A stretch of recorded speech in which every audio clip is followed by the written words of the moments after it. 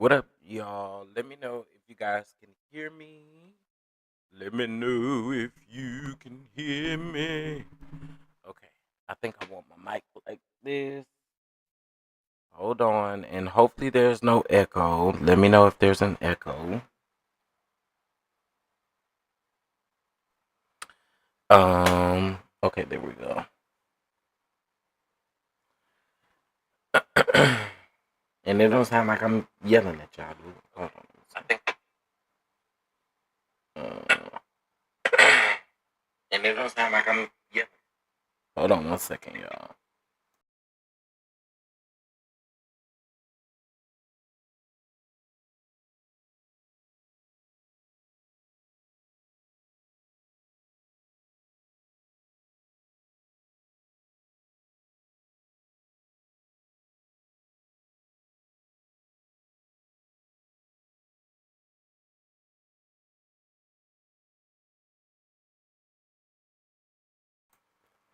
Okay, you probably heard an echo because I was playing it in the background to just test on my end, just to make sure that we are good.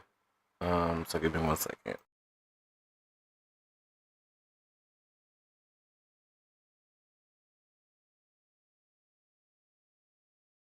All right, sounds good to me. All right, what's up, everybody? Good morning. Good morning. Hope you guys are doing well.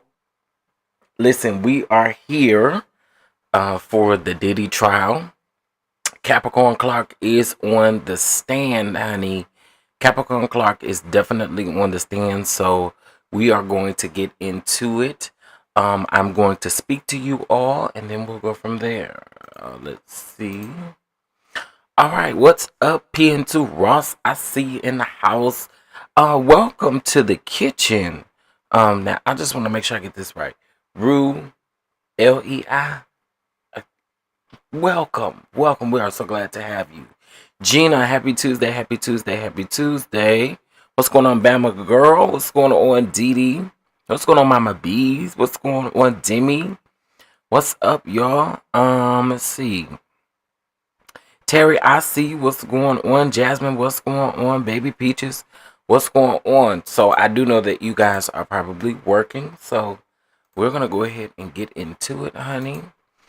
I think I'm going to do the updates on CNN, and then we'll go from CNN to Twitter.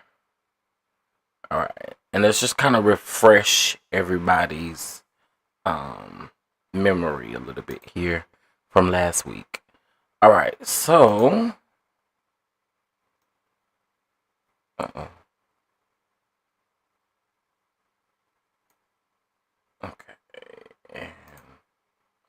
All right, so here we are, and let me put my banner up here as well. Also, too, I have set a super chat goal here in the chat if you guys would like to support the platform.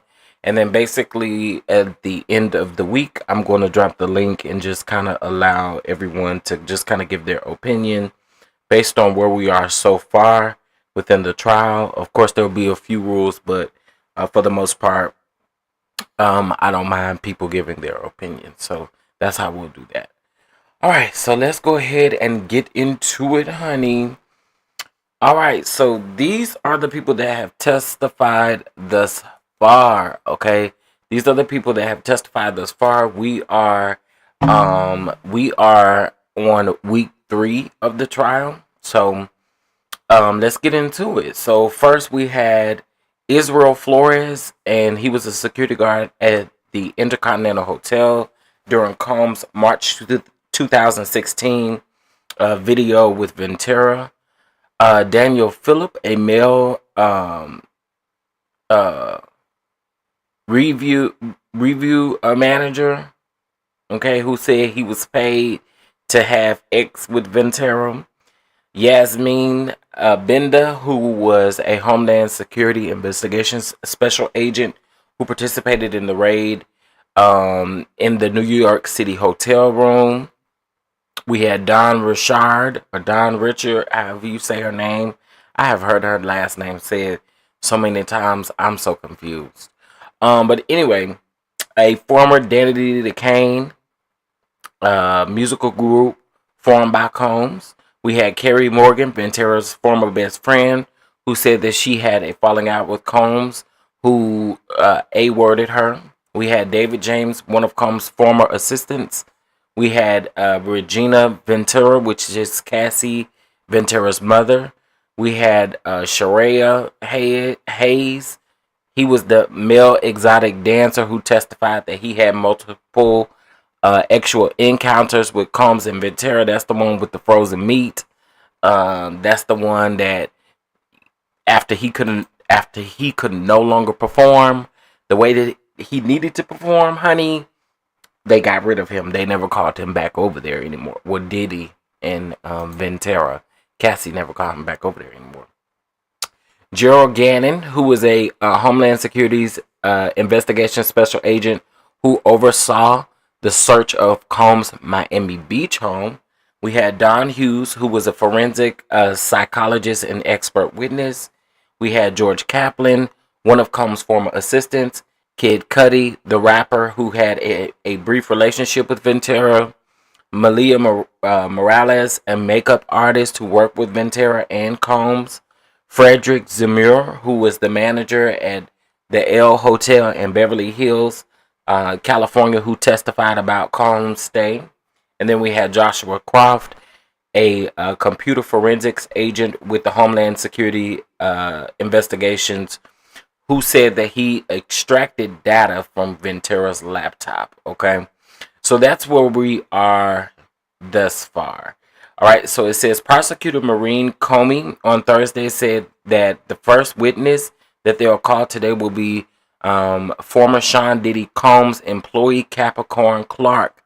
After Clark, prosecutors plan to have witnesses from the Los Angeles Police Department and the Los Angeles Fire Department. Comey says that prosecution's case is running on time. Okay, so they say that they doing their due diligence. I mean, some of these people, they have asked to come on the stand, honey. They've been on the stand for a good 5 minutes and then they gone. So I guess they on a good track. The jury has already heard from 2 former assistants of Combs, which is George Kaplan and David James. Now, I wanted to say this. I was watching what's her name? Simone, Girl, Is That Legal? And she definitely laid down some of the facts of what they've already laid down as far as the racketeering or the RICO, or how they're trying to prove the RICO. But y'all just keep in mind that we're only in day 3 and they plan to have a verdict by July the 4th. So we still got some time, and the defense said that they only need 2 weeks. So, I mean, I find it interesting. Okay, let's see. Thank you so much, Barry, for your super chat. I appreciate it. All right, you got me one close to my goal. I appreciate it. Thank you so much. Off subject, but keep listening to Chef. Where else is this streaming? It's always comments on the left hand of the screen. Where are they coming from? They're coming from the chat, but they're not filtered. So, like, if mods delete a comment or anything like that, you'll still see it on the screen. Cause I don't know why they don't necessarily filter them out. But yeah. And then I don't know why I have 2 likes. I don't know. I think maybe there's something wrong with the like count. It gotta be something wrong with the like count. Gotta be. It gotta be. It gotta be. Okay? It gotta be. It gotta be something wrong with the like count. Because I have no clue why it says 2. I've been looking at that and I'm like, now I know good and well probably 2 people and more than 2 people didn't like this video. Okay? Put a 1 in the chat if you like the video. I couldn't imagine y'all listening to me anyway and you don't like me or you don't want to be here. So put a 1 in the chat if you like the video. Thank you. Including my butch washers. Okay, yeah, so there's something wrong with the like count. Something wrong with the like count. Something wrong. It do say 2, and it got me over here like, what the hell? What the helly? What the hellion? I don't even know. Is that a song for real, y'all? I don't be knowing this stuff. Listen, my niece be trying to tell me stuff. I be like, girl, I don't even know what you talking about. I've been hearing people saying, what the hell, hellion, or whatever. And I kind of heard something, but I don't know if that was like a real song or somebody just said that and they entered it into a song. I don't know. It showed me as like number 3. Did he give you an updated? Do you see an updated like count? Because on my end, it just says 2. Let me see. Let me go from my other phone.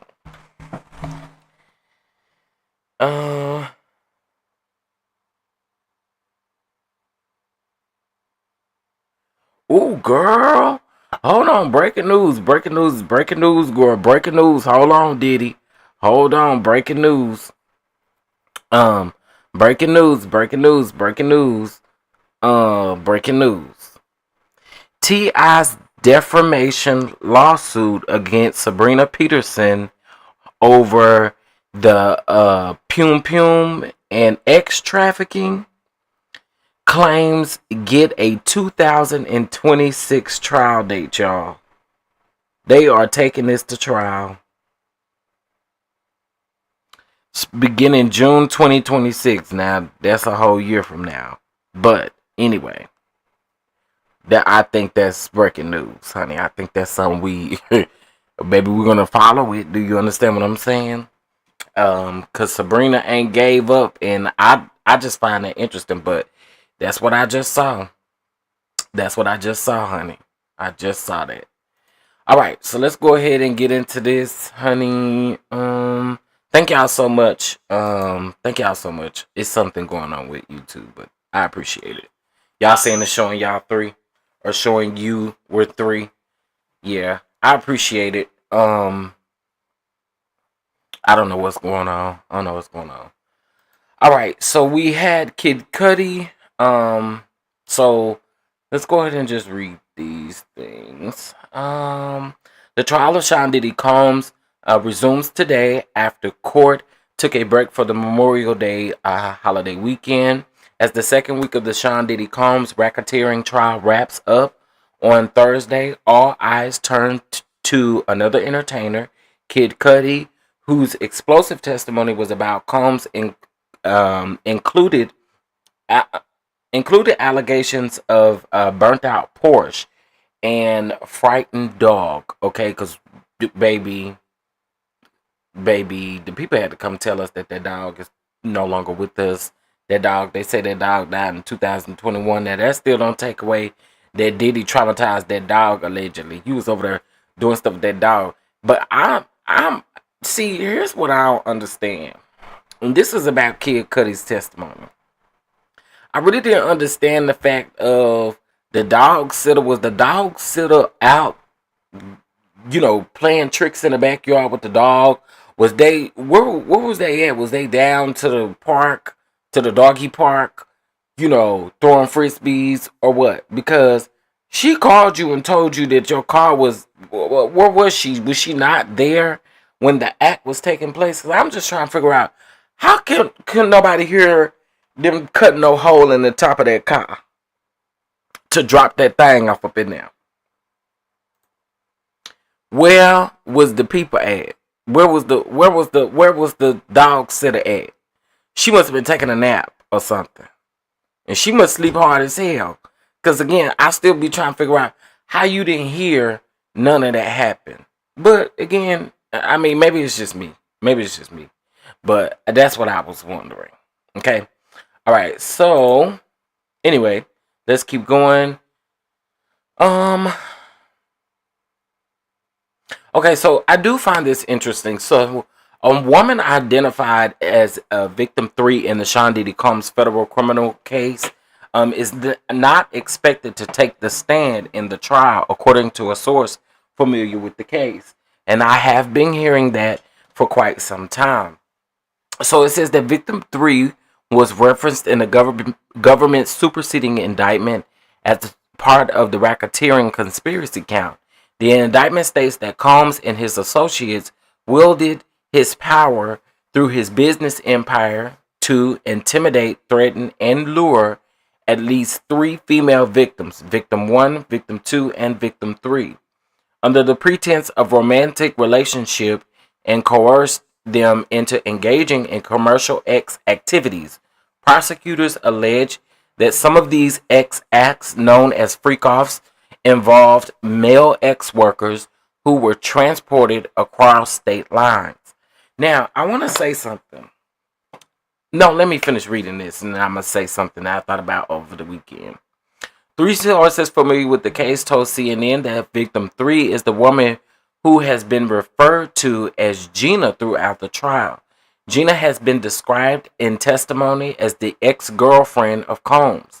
CNN has reached out directly to victim 3 regarding her participation in the case. Last week, Combs' former assistant George Kaplan testified that he once witnessed Combs throwing apples at Gina. Baby, he was over there playing Fruit Ninja with Gina. Okay?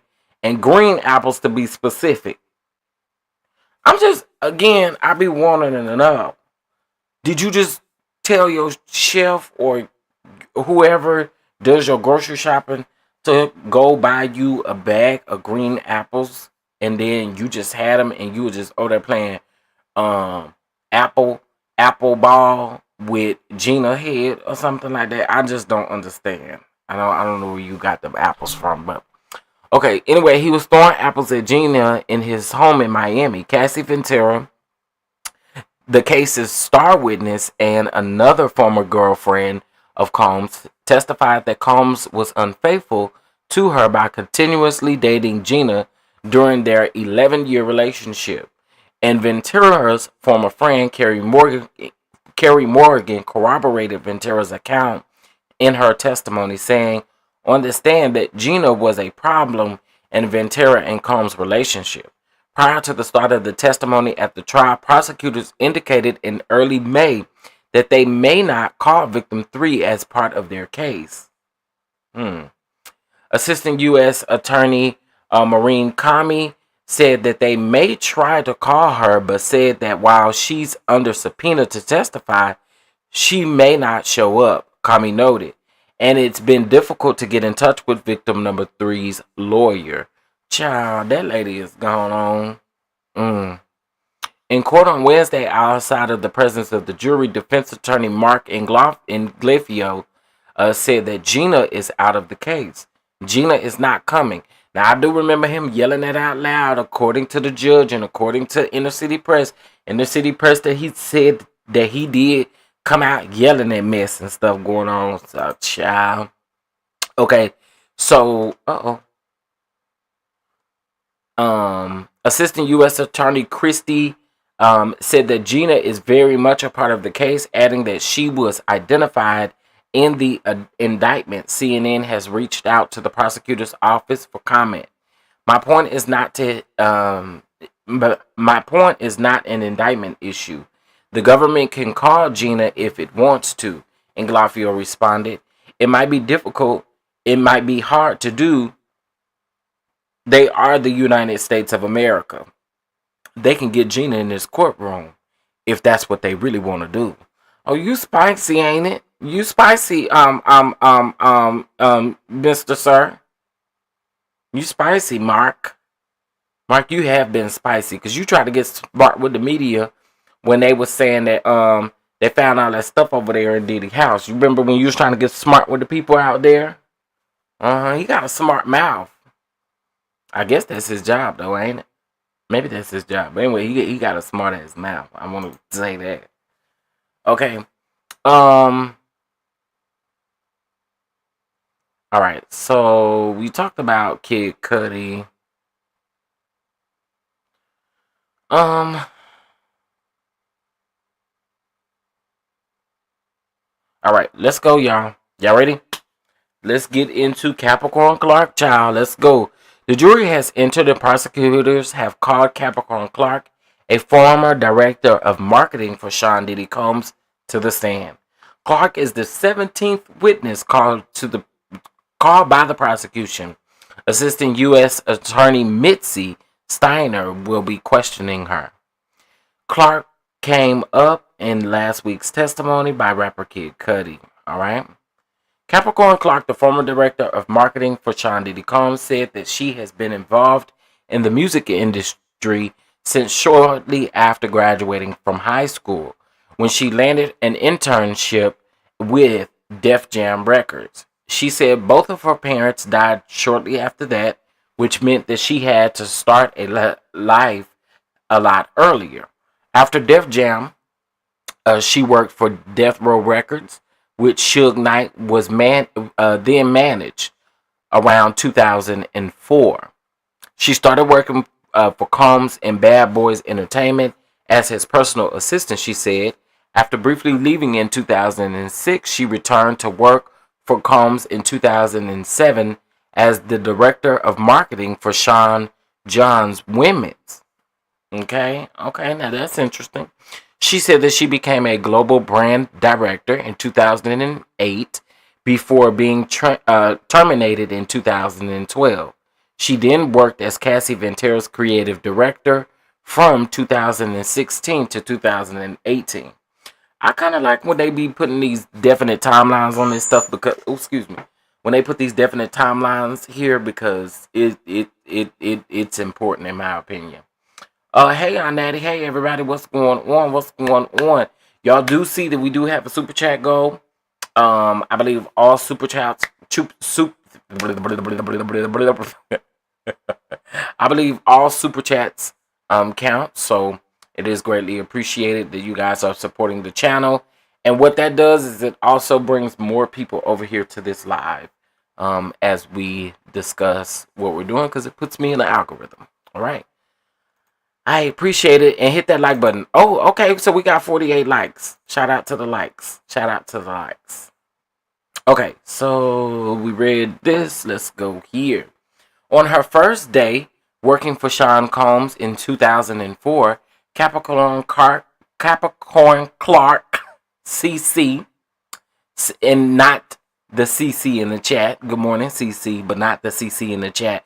We're going to say that for Capricorn Clark because, girl, my tongue get too tied up, okay? CC said that he took her to Central Park with his security guard sometime after 9 p.m. Eastern Standard Time. There, he brought up her former employment with Death Row Records. Interesting. Which was founded by Combs' rival, Marion Suge Knight. He told me that he didn't know that I had anything to do with Suge Knight, and if anything happened, that he would have to unalive me. Clark testified. Oh Lord, Jesus. Oh Lord. Oh Lord. Oh Lord. Oh Lord. Baby, Capricorn Clark went right on into it, didn't it? My Lord, today. Oh wow. Oh. Oh. Okay. The security guard stood by me silently while Combs threatened her, Clark said. She said that she told Combs at the time that we'll just have to see. Oh my God. Oh wow. Her first day? Damn. Did he? Allegedly.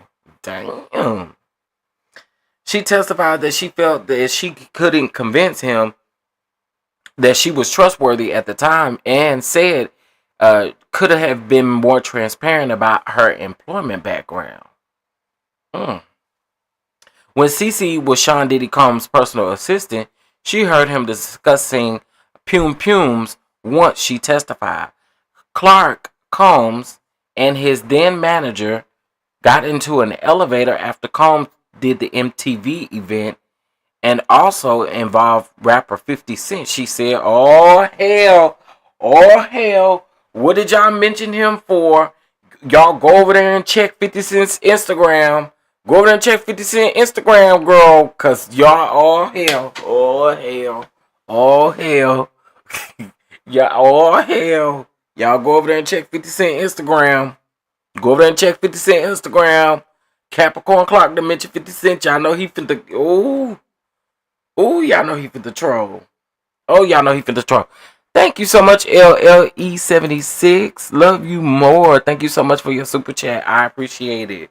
Come on, we almost there. Hey, I appreciate you. Thank you. Ooh, child. Go check on 50 Cent, because 50 Cent about to go off. Y'all already know. Go over there and check 50 Cent. I will be checking his Instagram, though, for real.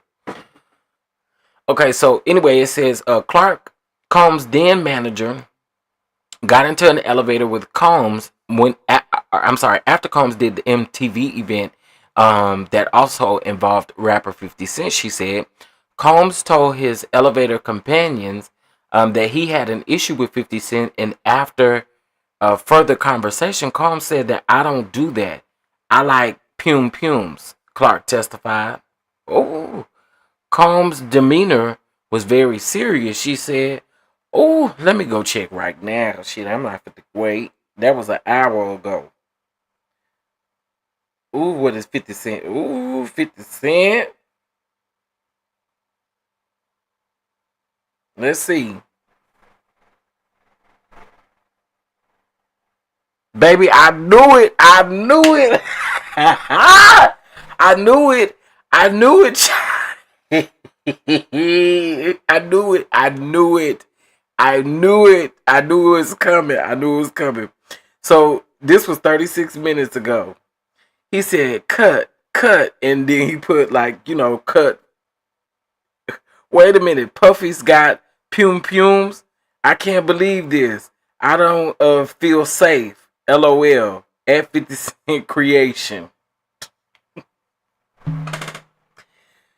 Oh, I told y'all that man was gonna troll all day. Hold on, let me show y'all. Let me pull it up. Give me a minute.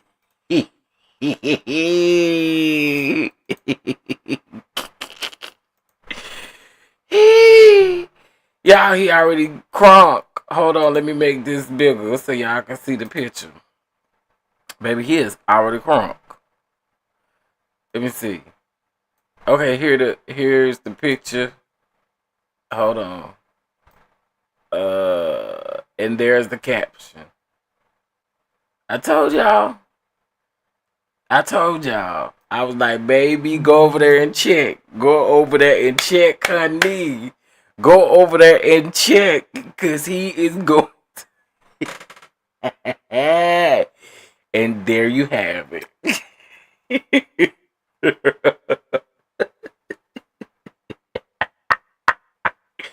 The ultimate troll, honey. The ultimate troll. I mean, we already knew he was coming. All right, so let's get back into this.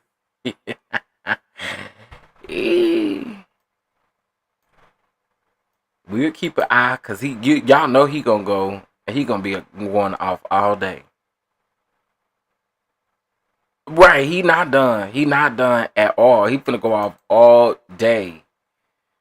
Okay, so we read that one. All right, one time Sean Diddy Combs accused Capricorn Clark of stealing diamond jewelry that was on a loan to him from a jeweler.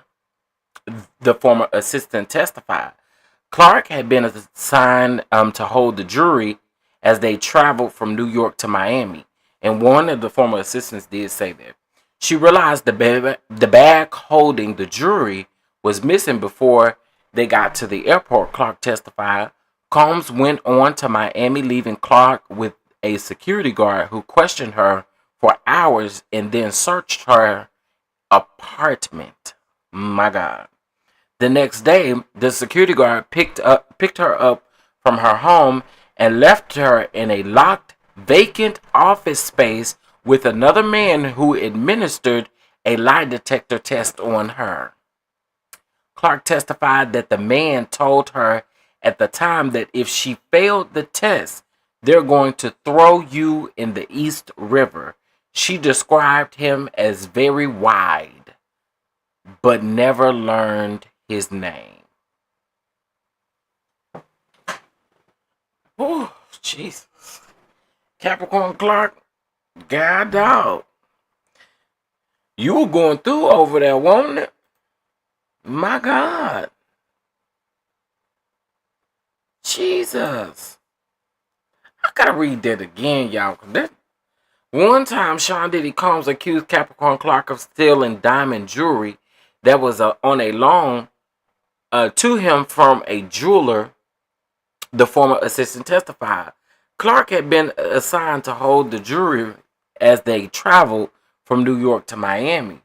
She realized the bag holding the jewelry was missing before they got to the airport, Clark testified. Combs went on to Miami, leaving Clark and a security guard who questioned her for hours and then searched her apartment. The next day, the security guard picked her up from her home and left her in a locked, vacant office space with another man who administered a lie detector test on her. Clark testified that the man told her at the time that if she failed the test, they're going to throw you into the East River. She described him as very wide, but never learned his name. My God, today. Wow. Wow. Ooh, here we go, y'all. I think it gets worse. Jesus. Capricorn Clark ain't baby. Capricorn Clark, baby, they're doing the government a good one. She doing the government a good one because, baby, this is what they've been looking for. This is literally what they've been looking for. All right, Capricorn Clark, a former assistant to Sean Diddy Combs, said that after he accused her of stealing diamond jewelry from him, she was given a lie detector test. I was petrified, Clark said. At one point, the man administering the test told her that she needed to calm down because the results were inconclusive. I'm not getting a good reading. You're going to be in the East River if you can't get this reading. If I can't get a reading on this, my Lord, the man,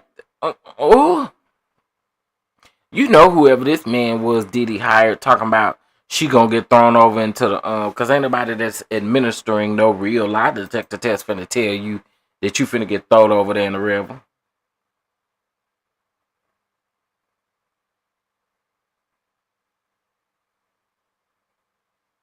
Cause what? She said I couldn't calm down. Eventually one of Combs' security guards took her home and picked her up the next day to repeat the same process.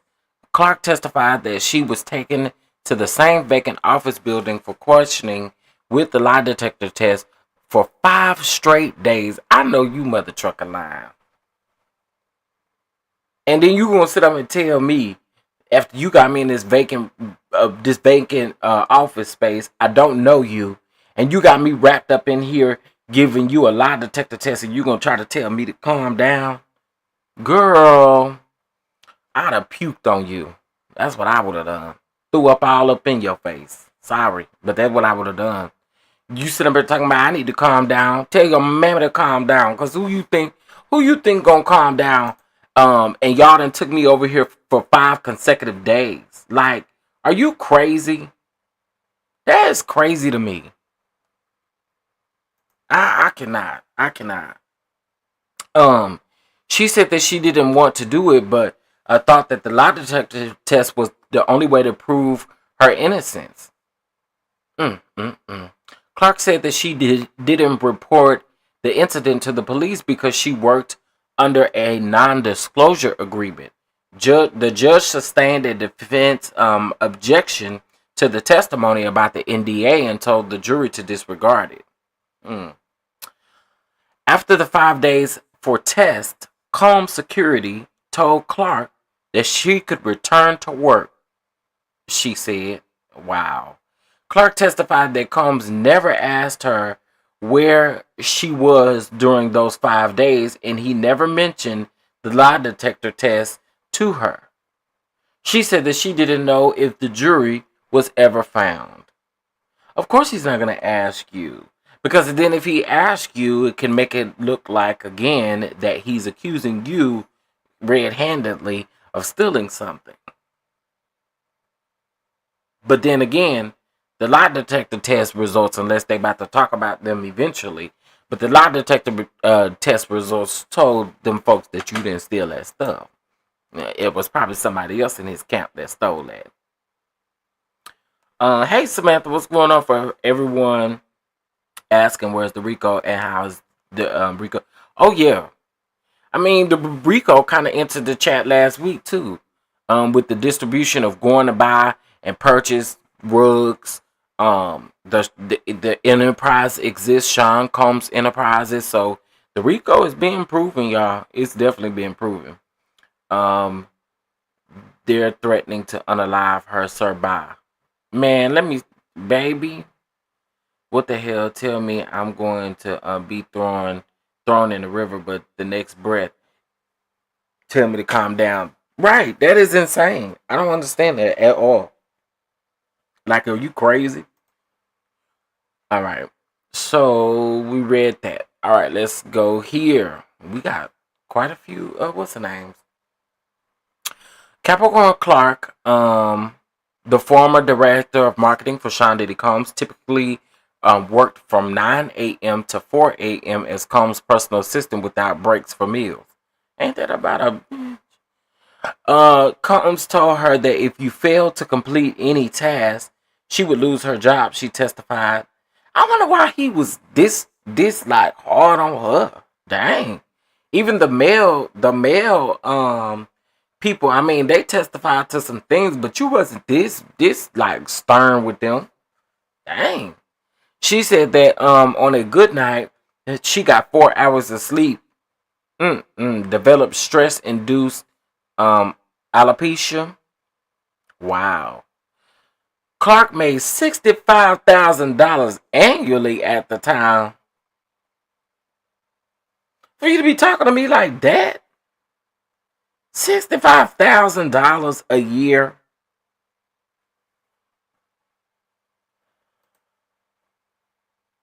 $65,000 a year?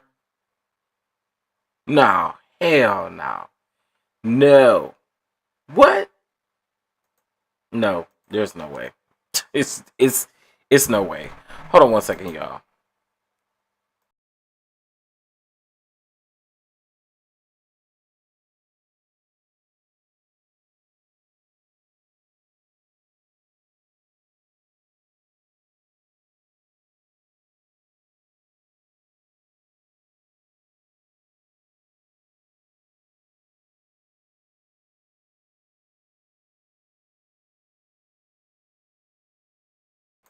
All right. Yeah. Okay, let's see. Where was we? Okay. Okay, here we go. Ooh. Clark was stifled $80K in overtime when she was Combs' assistant, she said. Oh, wow. Capricorn Clark continued to testify about her early employment under Sean Diddy Combs when she was his personal assistant. At one point, a human resources representative from Bad Boy presented Combs with a sheet that calculated what Clark was owed for overtime, $80,000 for a 3-month period, she said. He ripped up the paper, Clark said. He ripped up the paper. She was never compensated for her overtime, Clark testified. Oh, Lord Jesus. Wow. When Sean Diddy Combs traveled, his rooms were usually reserved under the names Frank Black or Frank White, Clark testified. I would unpack all of his clothes and shoes and personal belongings and put them in their place, she said. Combs traveled with a toiletry bag containing rugs in a camera box, which had 4 cameras along with a small bottle of baby oil and a small bottle of lube, according to Clark. What you was gonna do with that small bottle of baby oil? Cause by the sound of it, you likes a lot of baby oil. I don't think that was enough baby oil for you. And this ain't no shade, no tea. Listen, and also too, y'all, I don't want y'all to feel no type of way. I just try to add a little comedic relief to this, cause this stuff be a lot. This is a lot. This is just too much, child. Okay, so I have to add something to kind of give it a little life. Okay, you know what I'm saying? All right, so let's keep going. Clark said that she would also bring candles to provide lighting in the rooms. After Combs' stay, Clark said that she would sweep the room for anything left behind. She said that she sometimes saw damage to the rooms, including handprints left in oil. Girl, not handprints left with the oil. See, Diddy, you would have had to mess up your own house. You'd have had to mess up your own house. Girl, you're not coming over here to my hotel over here messing up all of my stuff, with your oiled up hands and oiled up butt cheeks and stuff like that. Girl, we ain't got time for all that. You look over, girl, and you see a handprint all on the ceiling full of oil. On the wall full of oil. Because that's what you wanted them to be. Girl, no. Stay at your house. No, you're not coming to my hotel. Child.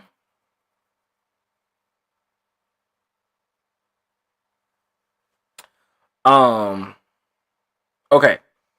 Capricorn Clark saw Sean Diddy Combs doing ecstasy and Molly about once a week, in addition to prescription medication, she testified. Lord.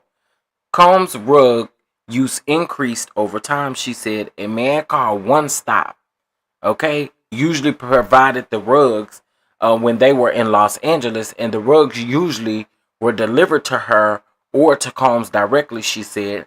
Combs asked her to get him the ecstasy fewer than 10 times, she said. Clark saw Combs offer rugs to his friends and girlfriends, she said.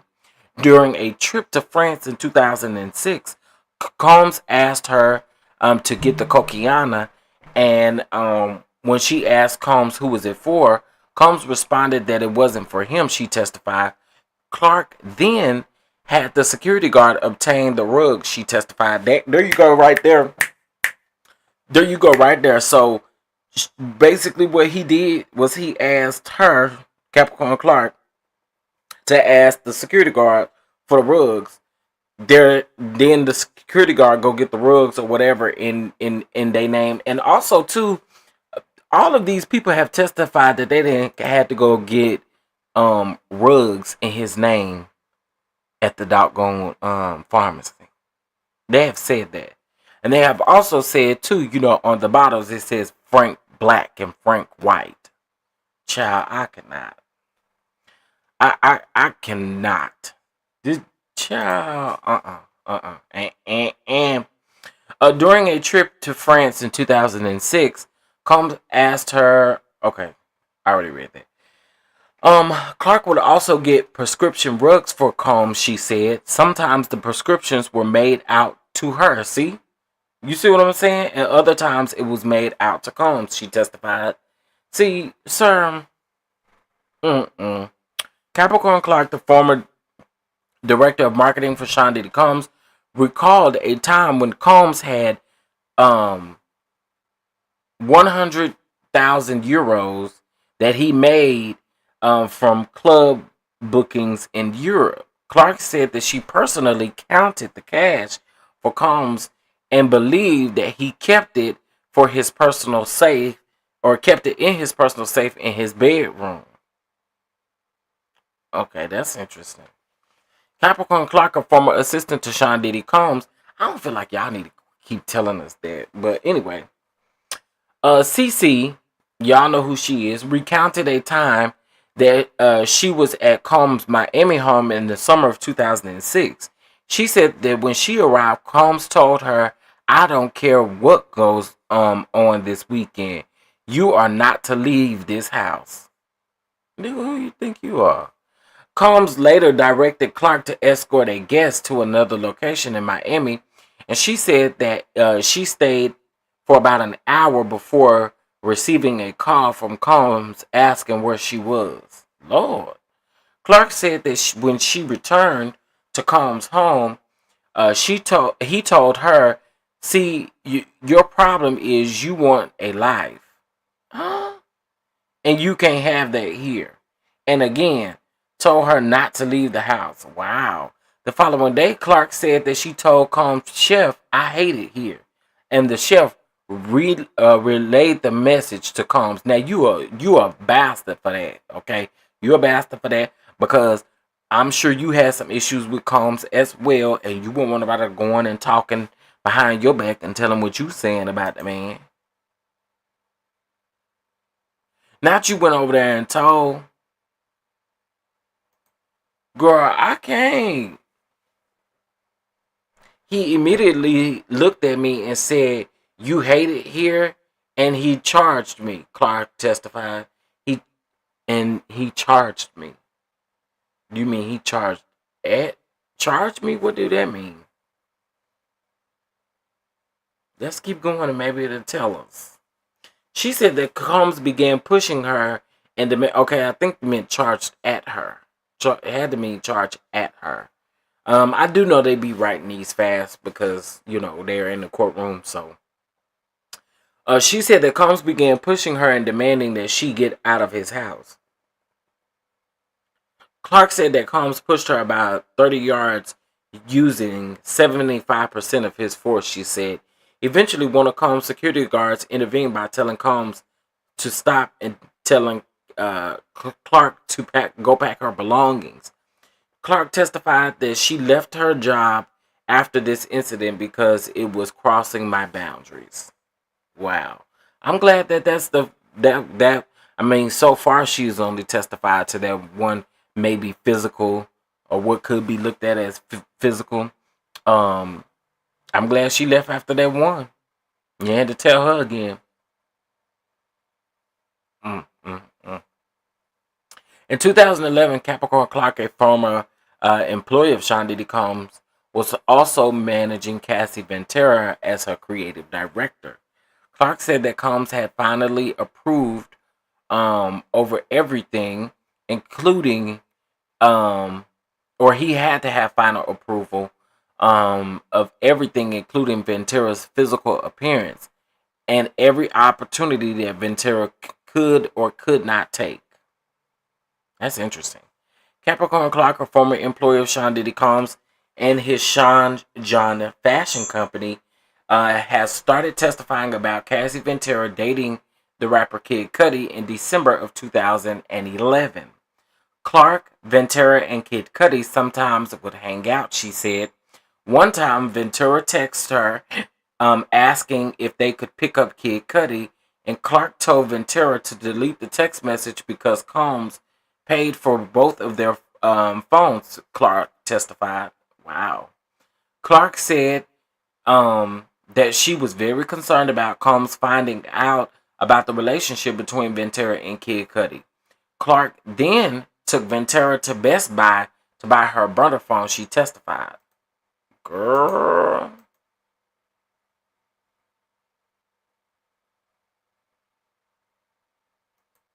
Mm, mm, mm. Capricorn Clark's voice has been quivering through much of her testimony on Tuesday morning. Clark, a former employee of Sean Diddy Combs, has been describing what it was like to work for the rapper. One day in December of 2011, Sean Combs showed up at Capricorn Clark's home, banging on her door. What the hell you doing banging over here for? What? Let me read that again. Cause what the hell you doing over here banging? I ain't none of your girlfriend. One day in December of 2011, Sean Diddy Combs showed up at Capricorn Clark's home, banging on her front door. According to Clark, she could see through the peephole that Combs' pants were split up the inseam from the knee upward, exposing his underwear. Girl.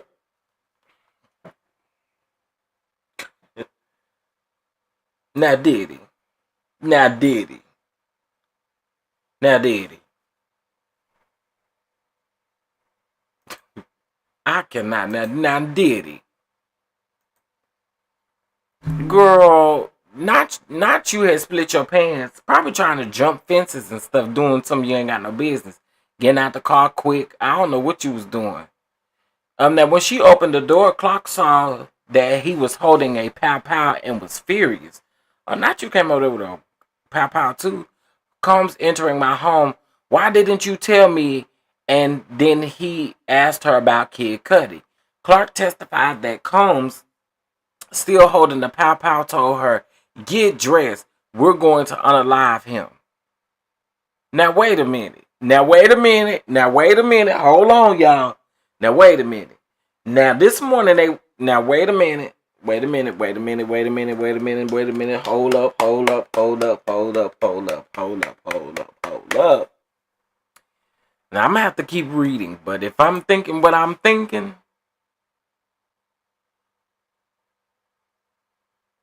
let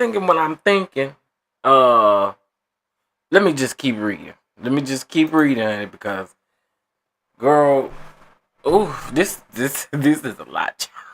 This is a lot. When she tried to protest, Combs said, "I don't give a fuck what you want to do. Go get dressed." Oh, wow. Clark said that she was afraid, and this was the first time that Combs had been in her home in Los Angeles. Clark said that Combs was livid, furious, and mad at me. I had never seen him with a weapon. I had never seen him making me do something, or he had never, or yes, she said, I had never seen him making me do something like this. She said, "Child, hold on, because I got to wet my whistle after that. Child, I got this gallon jug of water over here, honey. I was prepared for today, but I wasn't prepared for this. Mm, mm, mm, mm. Child, this is a lot. This is a lot. Shout out to Twin Flames for the super chat. We appreciate it. Y'all, we almost to our goal. Hey. This is a lot. Okay? This is a lot. Y'all, please hit that like button, please. We should, our likes should match the views. Okay? Because I can't imagine you over here watching me. You don't like me. I always say that, but it's the truth. I can't imagine it. So please hit that like button. Mm.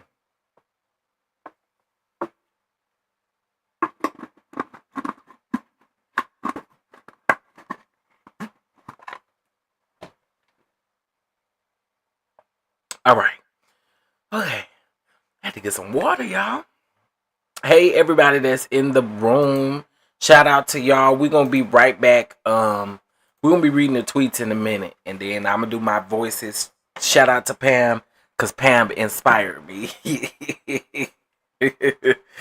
All right. So we read that. Let's go.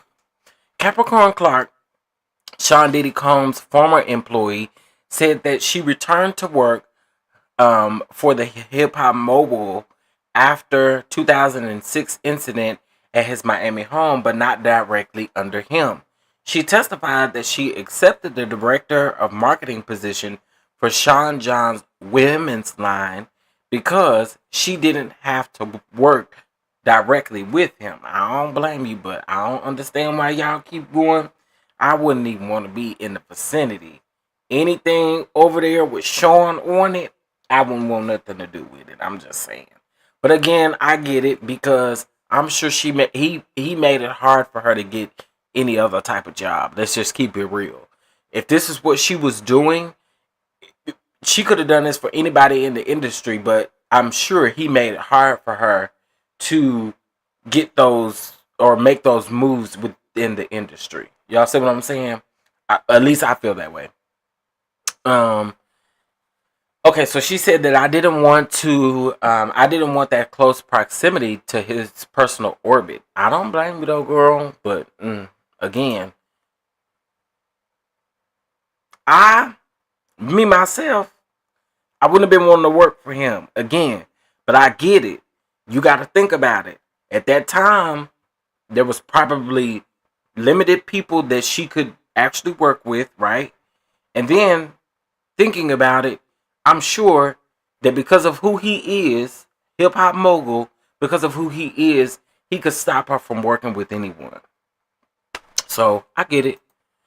Capricorn Clark is giving more details about what happened after Sean Diddy Combs showed up to her home in December of 2011.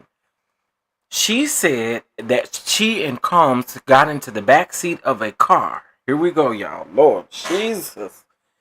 She said that her and Combs got into the back seat of a car that one of his security guards was driving. The pow pow was in Combs' lap, Clark testified. He liked to keep that pow pow in his lap, okay? Because when he went over there to meet with Suge Knight, when Suge Knight wasn't there, he had 3 of them in his lap, according to the testimony. Okay? They drove to Kid Cudi's house where Combs and the security guard entered the home, Clark said. Now, this is... Oh, okay. Clark said that she stayed in the car and called Cassie Ventura, Combs' former girlfriend, who was dating Kid Cudi at the time, on a burner phone. She testified that she told Ventura that Combs had come to her house with a pow pow and then gone to Kid Cudi's house to unalive him. She said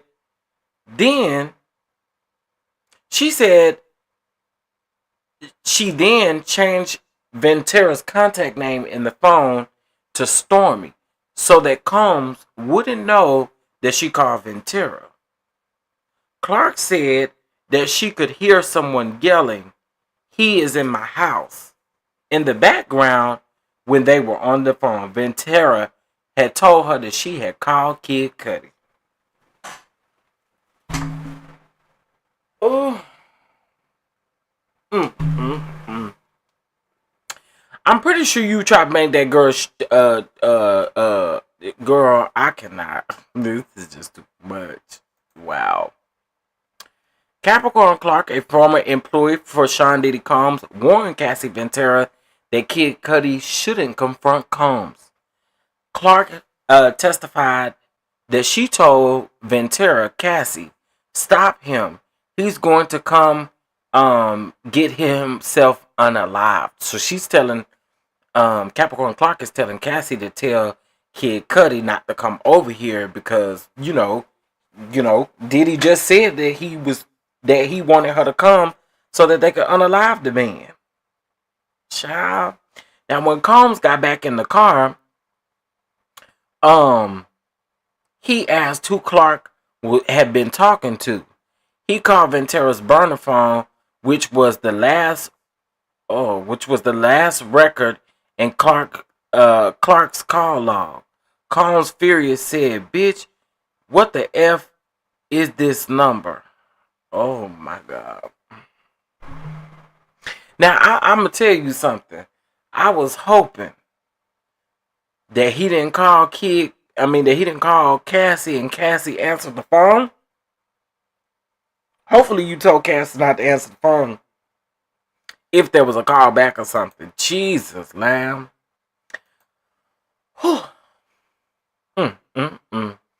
A short time later, Kid Cudi pulled up next to Combs' Escalade outside of his home and then accelerated away. Combs' vehicle followed in pursuit. It felt like forever, but could it have been longer than a minute? Clark testified about the pursuit. Wow. Now, I hope that this, because from my understanding, they tried to file a motion to get Kid Cudi's testimony, so they wouldn't take it into consideration. But hopefully this kind of backs up Kid Cudi's story a little bit, to where they don't do that. Which I think the motion was denied, but I could be wrong. All right. Former Sean Diddy Combs employee Capricorn Clark is now testifying about what happened directly after Combs and the security guard were at Kid Cudi's home in December of 2011. Clark, Combs, and his security guard went to a nearby nightclub, she said. Combs directed Clark to call Cassie Ventura and tell her that he has me and that he's not going to let me go until I come get her, Clark testified. Wow. On the phone, Ventura responded that Clark should come get her, Clark testified. Wow. Combs then said that she convinced Ventura. Combs then said that she and Ventura needed to convince Kid Cudi to not tell the police that Combs was involved in the break-in at Kid Cudi's home, Clark testified. Combs told her, "If you guys don't convince him of that, I'll unalive you," according to Clark. Jesus.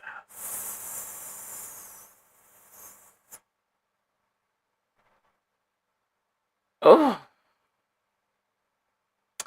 Capricorn Clark said that after Sean Diddy Combs allegedly broke into Kid Cudi's home, she approached Cassie Ventura, who is still with Kid Cudi at the time. Clark told them, if you tell on him, he's going to hurt us. According to Clark, Ventura responded by asking, "Do you really think he will?" Clark said Ventura then went with Clark to Combs' Los Angeles rental home. Combs in a robe and underwear and immediately began kicking Cassie, Clark testified. Oh. So you saw the abuse. Oh, Jesus. Clark said that she and the security guard stood by Combs repeatedly kicking Ventura. Clark said that Combs threatened to hurt her too if she tried to stop him from hurting Ventura. Clark said that she left after the security guard told her to leave, and Ventura was still on the ground and Combs continued to kick her. Clark said that she called Ventura's mom, Regina Ventura, and left the property. "Please help her. I can't call the police, but you can," Clark recalled telling Ventura's mother. Wow. Regina Ventura said that she'll handle it and hung up, Clark said. Oh, my Lord. The jury was shown the email Cassie Ventura sent Capricorn Clark and her mother on December the 23rd of 2011 under the alias Veronica Bang, referencing the threats from Sean Diddy Combs to Ventura and Kid Cudi. Clark testified that she can't remember if she responded to the email. So again, here's where it comes into play, where her mom got that anonymous email and she didn't know who the email actually came from. But now we're finding out that Capricorn Clark called her mother and told her mother, "You can call the police. I can't, but you can." Whoa.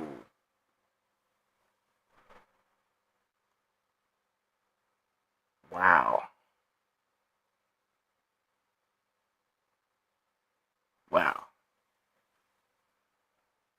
Baby, I knew when Capricorn Clark was going to get on this stand, it was going to be a cook session here. After the events of late 2011, Sean Diddy Combs was angrily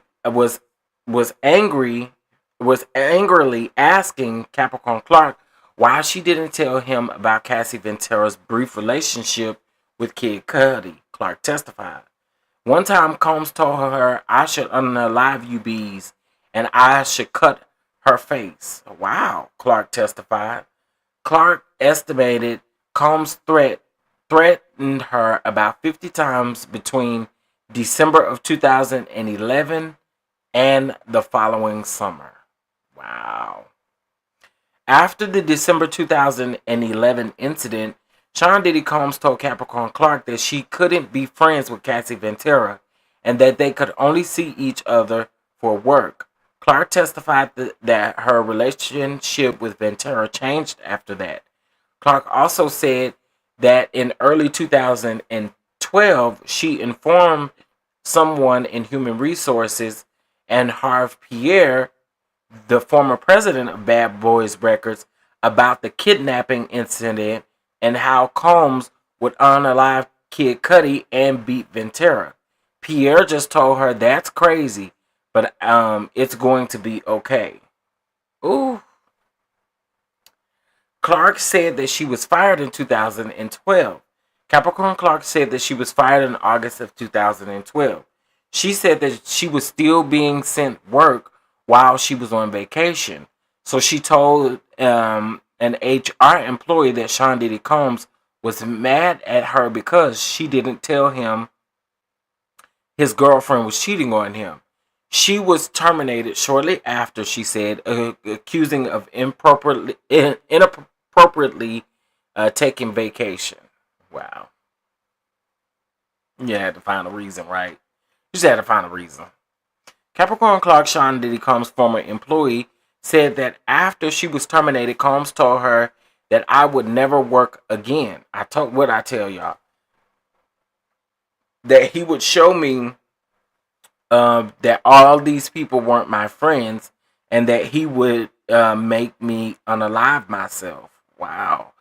Clark testified that she received a settlement through Combs' attorneys over wrongful termination allegations in the fall of 2012.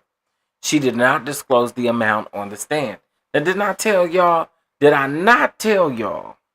that he just had to look for a reason to fire her? And clearly, that reason to fire her wasn't good enough because you settled. And I told y'all that she couldn't find another job.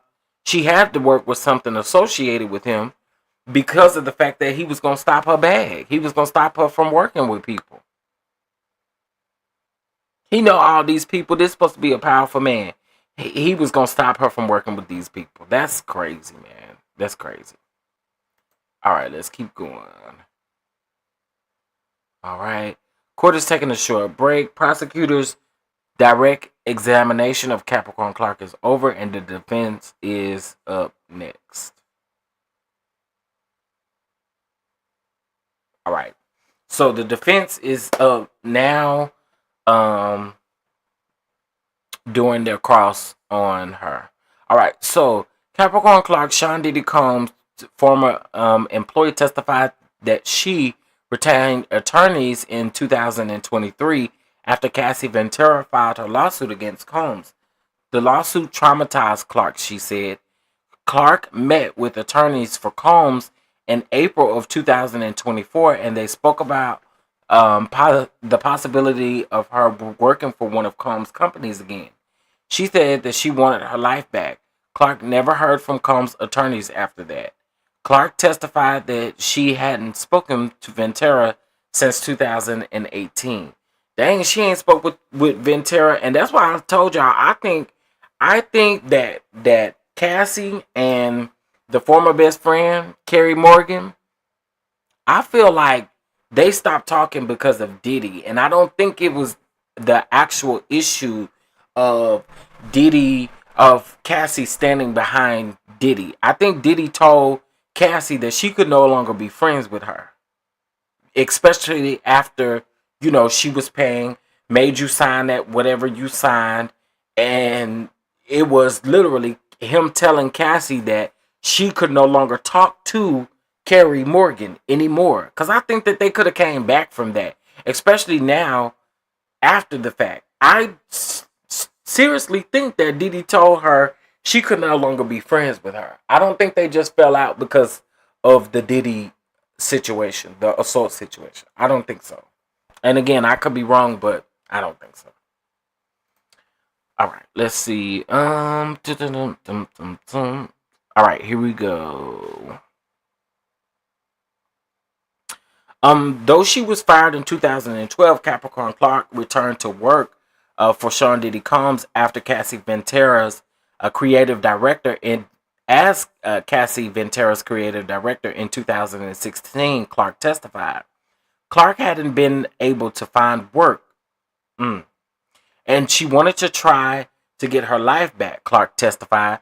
Clark reported to Combs, and he approved all of Ventura's projects, Clark said. Clark testified that she noticed an increase in Ventura's rug use during this time. Clark left the position in 2018, and that was the last time that she worked with Ventura, she testified. I told y'all. Capricorn Clark, a former assistant or a former employee of Sean Diddy Combs, said arson investigators reached out to her in 2012 asking her to make a statement about arson, including the incident involving Kid Cudi's vehicle. Clark said that she hung up the phone and did not provide a statement. I wanted this whole thing to be over, she testified. Clark added that she never discussed an arson incident involving Cudi with Combs. Remember? And then they give you a note. Cudi testified last week that one morning in January of 2012, his dog watcher called him from his home to tell him that his car was on fire. Looking at photos, Cudi explained that it looked like the top of my Porsche was cut open, and there was a y'all. I don't know how to say that word, and you can tell me a million times. I'm still not gonna say it right, but anyway, y'all know the little cocktail thing you throw in there. Okay, was put in there causing further damage, and it couldn't be salvaged. All right, and it looks like we're caught up on CNN right after this. So Sean Diddy Combs' mother and sister are in the courtroom today after court recused for a short break. Combs' mother kissed defense lawyer Nicole Westmoreland on the cheek. Girl. Combs' sister Keisha, who has been a consistent presence at the trial, is also present today. None of the kids are in the courtroom. Nah, they celebrating the twins. That's what they doing, and that's what they need to do. They don't need to be there, in my opinion. During Capricorn Clark's emotional testimony, she often patted her eyes with tissue. She seemed to be avert with her eyes from Combs, but she was leaving the courtroom during the break. She looked over toward his direction, clenching her jaw, and nodded. Wow. Wow. Yeah, the dog is going on. Yeah, they was scared of that man. I don't for one minute think that they just fell out because okay, let's go over to Twitter now. I don't think for 1 minute that they just fell out because of the issue with Diddy. I think it was a component, but I don't think that was the sole issue. All right, let's see.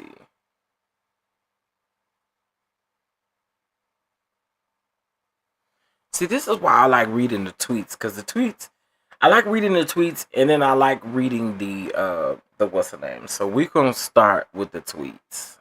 Okay.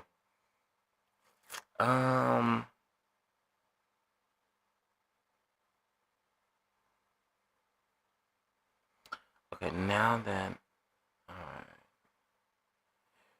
jury is entering. Yeah.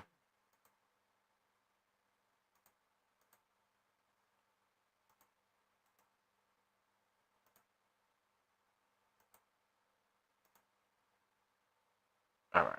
Let's see. Here we go. So Capricorn. So Cap didn't witness the car. The only person that was around allegedly was the dog sitter, but the dog sitter must have been asleep, or she must have been teaching the dog some tricks outdoors. Because if she called Kid Cudi while the car was at the time the car was burning, she said she called literally while the car was burning. So I'm trying to figure out if she was called. Oh, I'm not even close to my mic. If she was not near the car while it was burning, I mean, there was. I don't get it. I don't get it. I don't get it. But that's what they said. The dog sitter was there.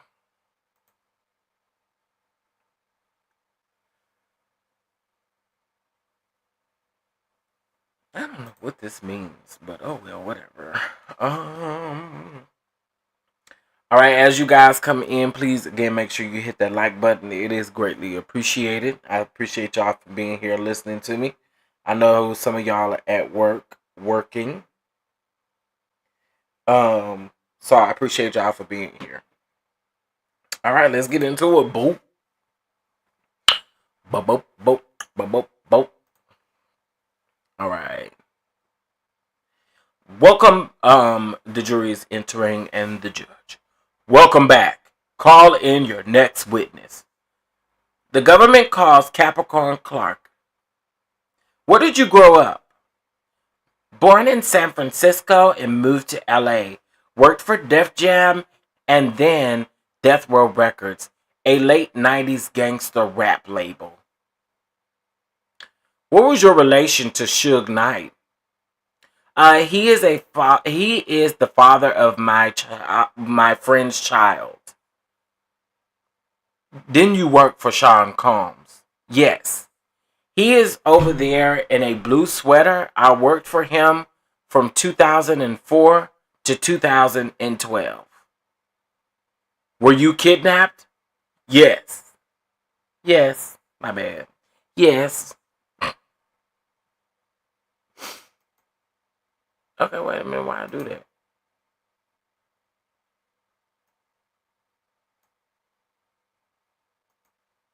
Okay, let's see. Okay, here we go. When did you first meet Mr. Combs? When I moved to NYC in 2002. We were super platonic friends. A headhunter said that I should work for him as a personal assistant. I did until 2012. What were your duties? Shadow him from wake up. Then what? Head of women's for Sean John. For how long? A year. Then global brand director for Sean Combs. Name and likeness due to diligence to grow the brand. Then I was terminated until 2016 for Cassie Ventura. Did you work in this building? And it's a photo of Bad Boys Records office. Yes, we moved there in 2005. Your first day, where did Mr. Combs take you?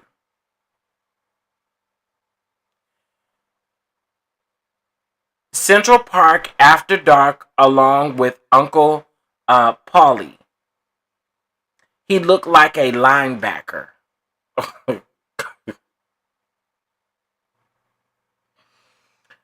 Oh, okay. Does this photo look like him? No. He doesn't have on the blackout shades. He wore them all the time. What did Mr. Combs tell you in the park? That since I'd worked for Suge Knight, if anything happened, he might have to unalive me. Objection!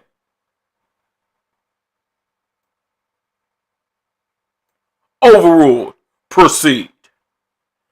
How did you take it? Seriously. It had gravitas.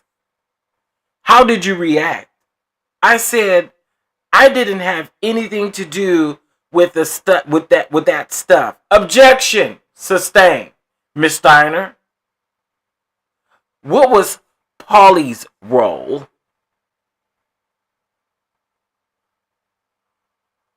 All right, let me see. Hold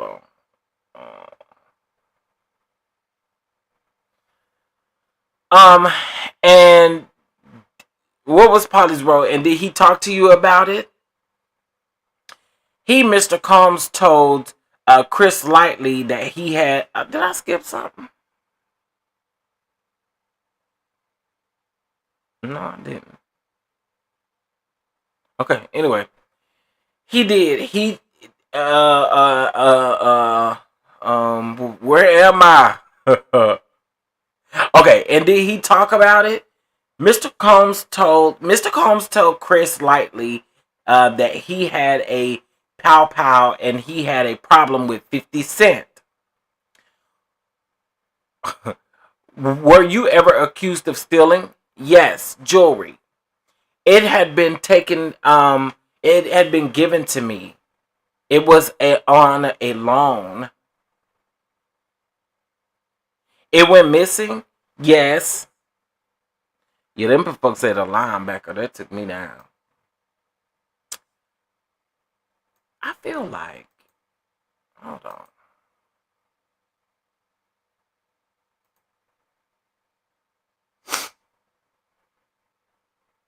Okay, anyway. What did you do? From Teterboro, I called 1440 and told them to lock it down. What did Uncle Paulie do? He questioned me for 3 hours. And then you went home? To Queens? Yes, with Uncle Paulie. He searched my house. Where did Uncle Paulie take you? 1710 Broadway. It wasn't anything there. It was sticks. What I'ma visit? Sticks? It was being fixed up. But I didn't know that. Uncle Paulie told me to go to the 6th floor. The door was locked behind us. There was a 6-foot folding table and a heavy-set man with a big back. Can you describe him? 5 of me. 2 linebackers. He had a big-ass back. He was a chain-smoking son of a gun, too. Did Uncle Paulie stay? No. But he came back later. What did the heavy-set man say? I was there to take a lie detector test with his big-ass back. What did he say would happen if you failed the lie detector test? That they would throw me in the East River. Objection! Can we have a sidebar? Sidebar. Miss Stein, you may proceed. What was his demeanor? Very serious. Very serious. I was terrified. Did you want to take the test? No, I was afraid. How was the test? Wires on you and then they questioned you. Did I steal? Did he tell you the results? He said to calm down and he couldn't get a good reading and that he might have to throw me in the East River, girl. Anyone else in the building? Not to my knowledge. Could you leave? No. Paul said with his big ass back that I couldn't go anywhere. What did Paul say at the end?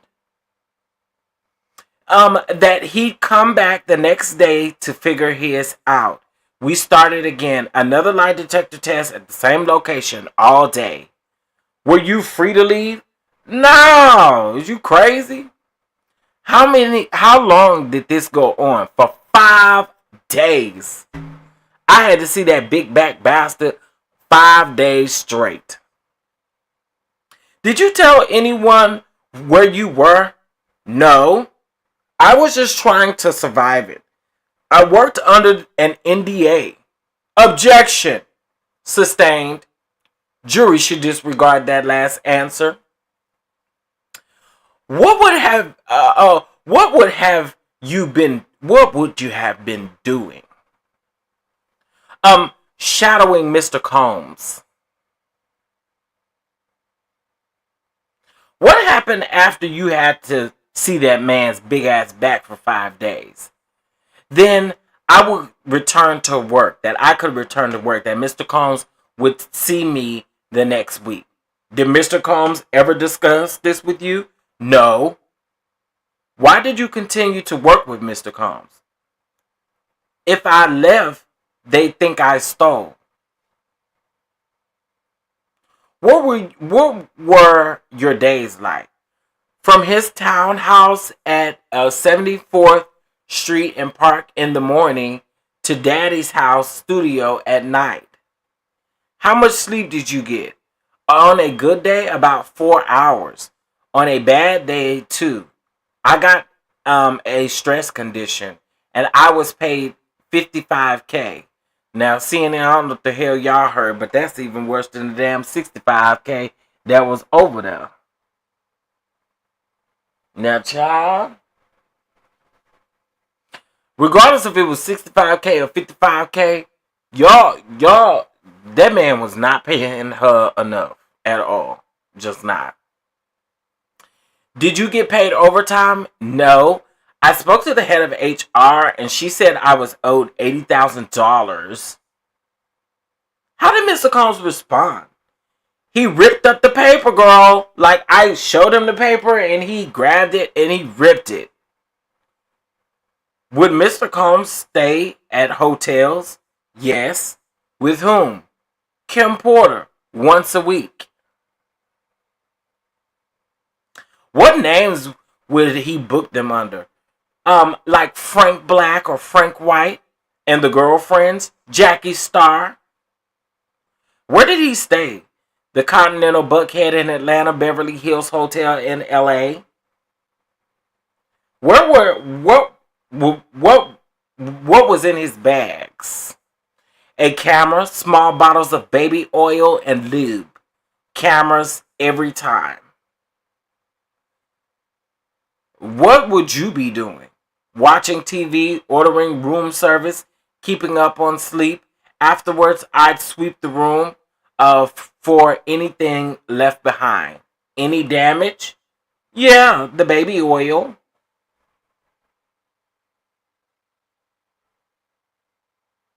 Yeah.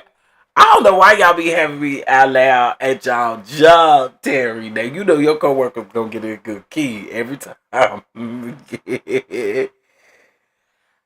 How frequently would Mr. Combs stay in a hotel with Miss Cassandra of Ventura in 2008? Like once a week? At the L Hotel, the London, the Intercontinental, for several days, the IV drops. Did he speak about his relationship with Miss Ventura? Yes. Miss London was there. Chef Jordan in the other room. He called Cassie over, asked her to walk there, hand me that, go back in the other room, she said, and she did it.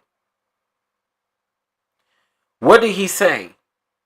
You bees won't do that. That's why you don't have a man. Now, girl, boy, next time I'm telling these women that you controlling, that's why I ain't got no man. How the hell can they have a man? You out here doing these said things to them. How the hell can they have a man and you out here doing crazy things? Sir, what are you talking about? What is you talking about, sir? Y'all, we are like two super chat. Hold on. Y'all, we are like two super chats away from our goal. So make sure you send them super chats in, baby. And then we're going to drop the link this week and we'll go from there. All right. So, what did you say? You're motherfucking right. Did you observe Mr. Combs obtaining rugs? A girlfriend in NY and LA from One Stop, Molly, Ecstasy, delivered to Puff or to me. Did he ask you to get the rugs for him? Yes, the Ecstasy. And then in the south of France, he asked me to get him some coquiana. I said, for who? Why? I wasn't going to do it, given how my mother passed. Objection. Sidebar. Defense, y'all can let her say her mama died from drugs and stuff like that, girl. What is you objecting at for? Okay.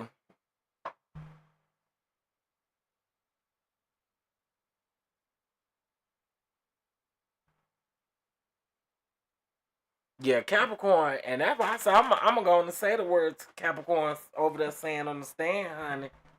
Okay, baby. Whatever you over there saying, Capricorn Clark, I'm gonna say it over here. Is you over there cutting up? Okay, so they're back. Who did Mr. Combs say the rugs were for? He said, not me. Did you get them? Yes, through the Spanish security guard.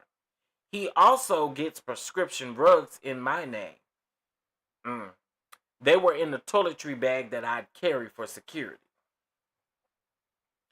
What about the bulk of cash? Yes, 100,000 euros coming back from Europe. Where did he get it? A club booking in Europe. He'd keep it and give it to security, then into his bedroom personal safe. Violence? Yeah, fighting. Was Mr. Combs violent with you? Yes. At Star Island, he told me that you are not to leave this house. Pharrell Williams was brought in by boat. Ooh, child, not Pharrell Williams was brought in by the boats, honey. Pharrell Williams was brought in by a boat. I'd returned Mr. Walker to Palm Island. He called and said, where the fuck are you? And you can't have a life. Girl. One time I asked the chef if there was turkey bacon. She said, no effing. Lord, you is cussing a lot, baby. No effing turkey bacon. I said, I hate it here. The chef told Mr. Combs, and he pushed me again and again. What did he say? He said, if you hate it here, get the F up out of here. Girl.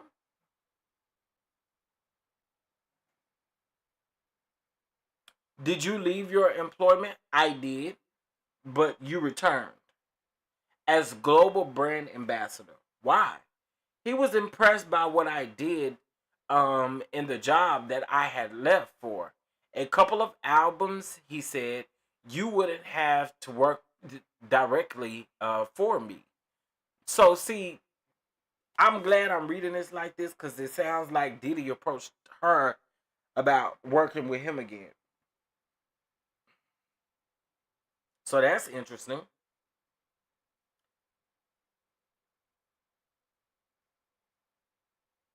Yep, Pharrell Williams' his name, child. Pharrell Williams' his name. Okay, let's see. Um,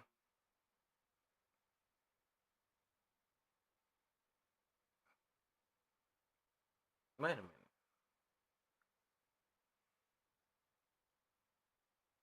Okay, there we go. Da, da, da, da, da. He said you wouldn't have to work directly for me. All right, here we go. Um, what were you doing for Miss Ventura, Capricorn Clark? Managing her image, maximizing the optics for her.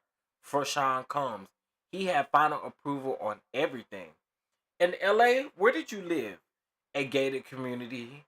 Um, we have followed Kim Porter there. Wow. Okay. Wow. Not y'all follow Kim Porter there. Where was Miss Ventura in NYC on the West End? She would come to LA and stay with him or with me or in a hotel. Who else was Miss Ventura seeing? Kid Cudi. How'd you learn that? She brought him to my apartment. What did she say? She texted me that they were going to this public place in LA. I told her it was a bad idea and to delete the text. Why? If Mr. Combs learned about Mr. Cudi, I mean, Mr. Combs paid for my phone and hers. I took Cassie to Best Buy to get a burner phone. When did Mr. Combs return to town? Not long after, he took Cassie to a hotel, the Kemp Caprini, okay, whatever. And then December the 22nd of 2011, between 5:30 and 6 a.m., there was banging at my door. You went to that lady house at 5:30 in the morning, sir? 5:30 in the morning? 5:30 in the morning? You was at that lady house? No, absolutely not. Um, what did you see through the peephole? A furious puff? Objection. Ask another question, Miss Steiner. What was his movement? Pacing and something in his hand. Did you open the door? I did. What was he wearing? A button-down sweater, torn pants, and he was holding a pum pum. He came into my apartment and said, "Why didn't you tell me who is? Why didn't you tell me who is Scott?" I said, "I didn't know any Scott." What did he say?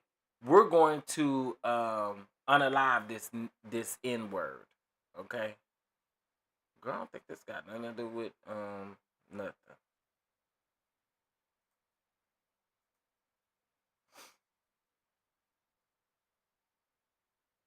You can't tell me ain't no updates.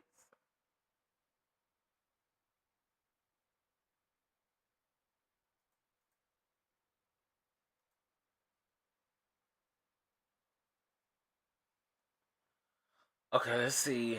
Um, Defense attorney Mark began by confirming with Capricorn Clark, a former employee of Sean Diddy Combs, that they had met before. And Glafio Tini Gorregos and another attorney for Sean Combs, Jonathan Davis, met with Clark, who brought an attorney and a friend with her on April the 10th of 2024. And Glafio, whatever his name is, Mark, asked Clark to confirm that she told lawyers at the meeting that Combs wouldn't be in this mess if he had kept her around. Oh, wow. ma'am? Capricorn. Okay. Anyway, he ain't on trial for DV, but we seen videos, so ain't nothing you could have done about it. But I'm guessing you saying that those videos could have been kept on wrap and all that kind of stuff. But you also saw him abuse Cassie, so I mean, anyway, she acknowledged that she probably said something like that as we discussed the possibilities of her returning to work for him as chief of staff.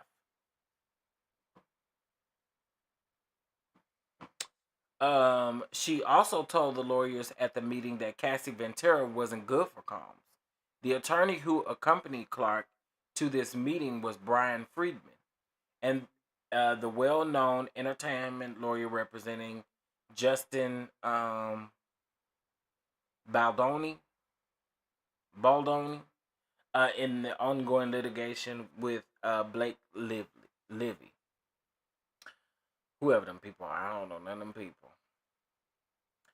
All right, Capricorn Clark, her former employee for Sean Diddy Combs, testified that she met Combs around 2002 through a mutual friend shortly after she moved to New York City. She said that her relationship with Combs was 1000% platonic. Clark said that Combs took ecstasy in the early stages of their friendship, and his drug use increased over time. So it doesn't look like we have an update on Twitter yet. And let me just check. Oh yeah, we do. Okay, so let me see. Show more replies.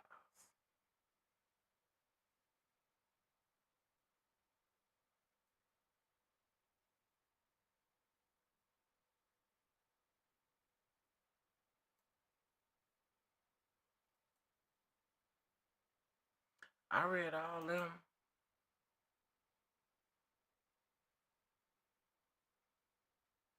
Okay, 5:30. Okay, here we go. Cause this is where it stopped for me. Okay, where was the pow pow in his hand? I said I didn't want to go. He said, now again, this is when they were going to Kid Cudi's, when he said that he was going to unalive Kid Cudi. Okay. Where was the pow pow in his hand? I said I didn't want to go. He said, I don't give a damn. But that's not what he said. He said, I don't give a food. What you want to do? Get dressed. What concerns did you have? He'd never come to my house. Did you try to escape? No, I don't. I got dressed. Hold on, y'all. Who joined in?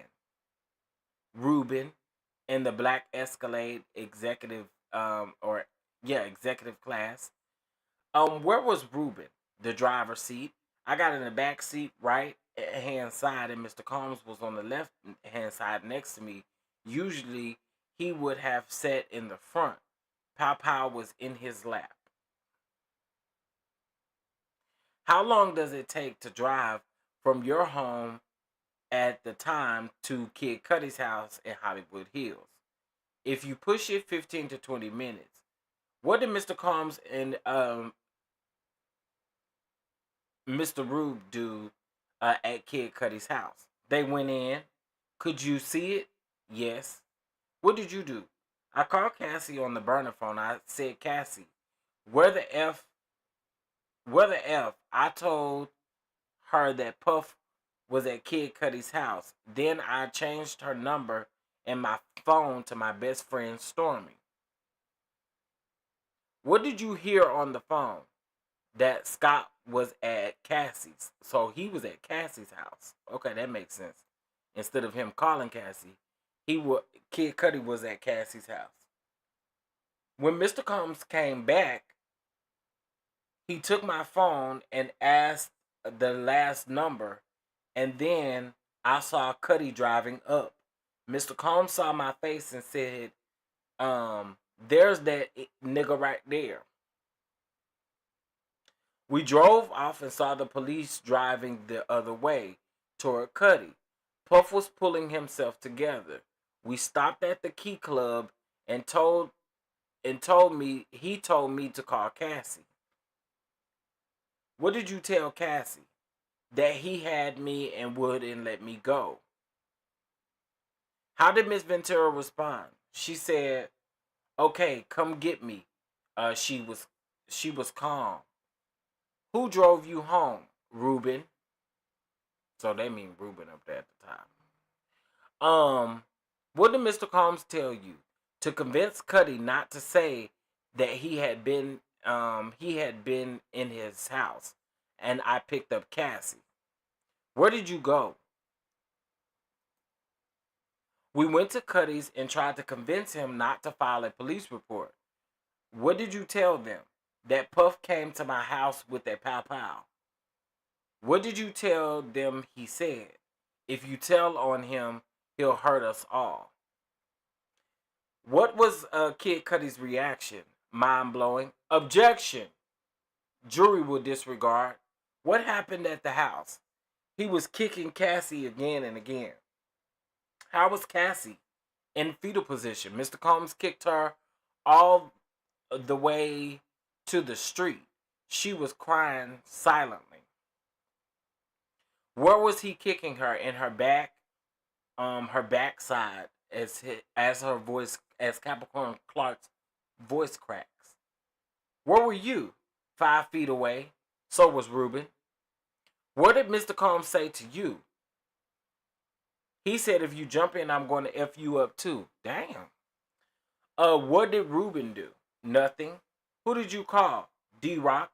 I told him to tell your brother to stop. Puff. He is kicking the shit out of her. Capricorn Clark is, baby, she cusses. Okay? I called Paulie too. I said that he'd take care of it, but Ruben did nothing. What was next? Mr. Combs told me to get the F out too. I left on foot. Wow. Could you still see her getting kicked? Until I went around the bend. Then who did you call? Regina Ventura, and I told her he's kicking the shit out of your daughter. I can't call the police, but you can. Why didn't you call the police? The mission of the day was to get Cudi so that he would not call the police or fill out a police report.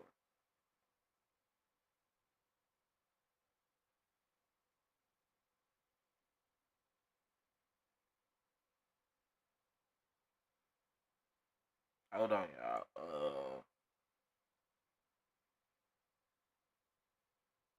Like 2 super chats. Okay.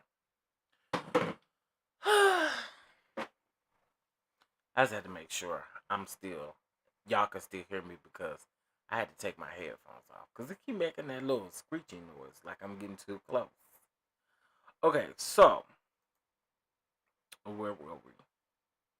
This email, who is it from? Cassie, she wrote that that he would be releasing X tapes about me and that he would have someone else hurt me and Kid Cudi. Do you recall if you responded to this? I don't. Did law enforcement call you?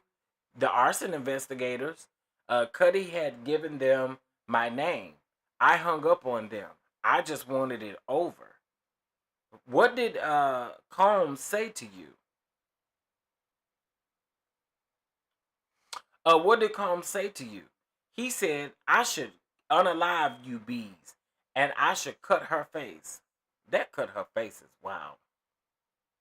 How many times did Mr. Combs threaten you?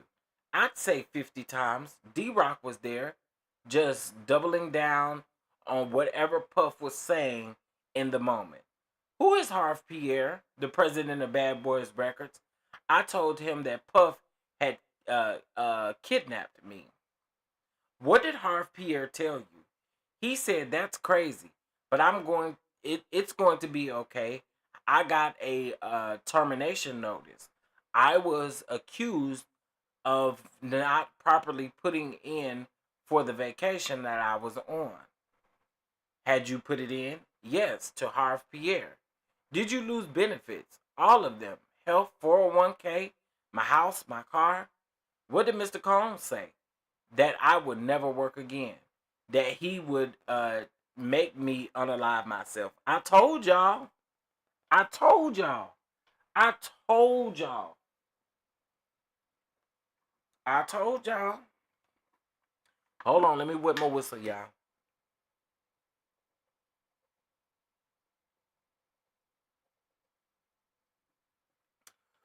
Y'all,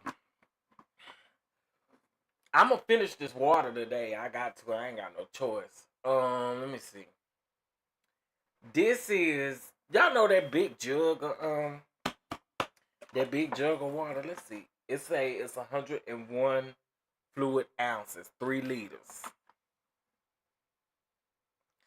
I'm gonna finish this today. I'm almost at the halfway mark. Your boy is doing this big one. And I went for a walk this morning. And I'm going for a walk again. Check your inbox. Hold on.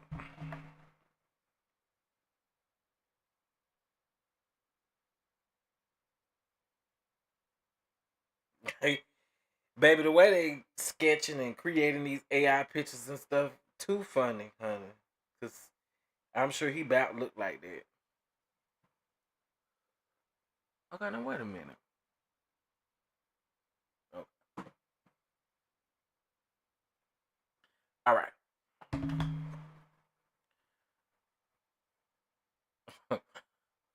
Okay, where was I? Did you get a job offer? I did, but it fell through. I couldn't get a job. Did you settle with Mr. Combs in October of 2012 for objection? Can I approach Inglafio? God dog. You worrisome. You worrisome. Okay, so during the sidebar, here is a court art of Capricorn Clark's courtesy of the Inner City Press. So shout out to Inner City Press. Keeping an eye just to make sure that we don't miss them, like going to lunch and stuff like that, even though we're gonna still catch up on the tweets. And just so that y'all know, I normally break this up.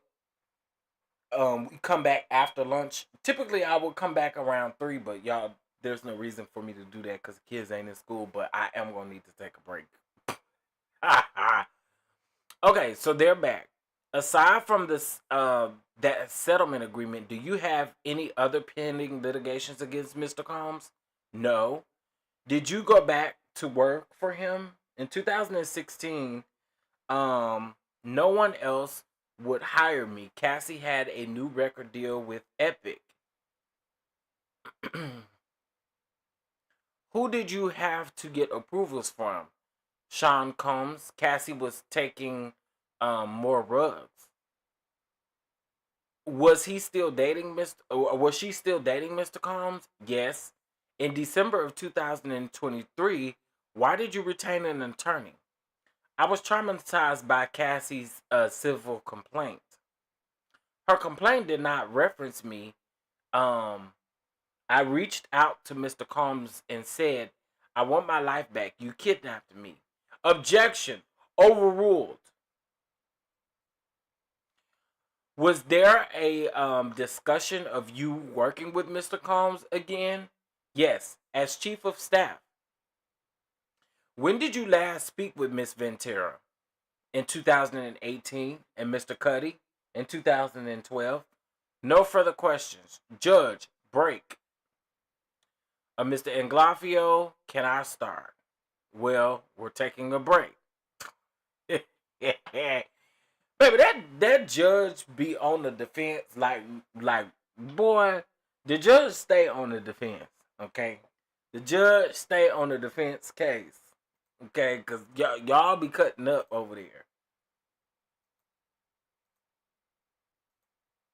Uh-oh. Okay. Oh, well, whatever. y'all be able to cut up. And shout out to everybody for being here. I appreciate it. I appreciate it. I appreciate it. Give me 1 second. Uh-oh. I can do it from here. Oh, here we go.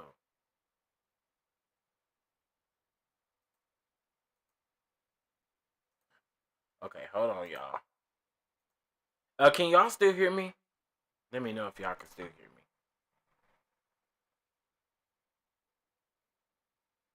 Oh, Lord.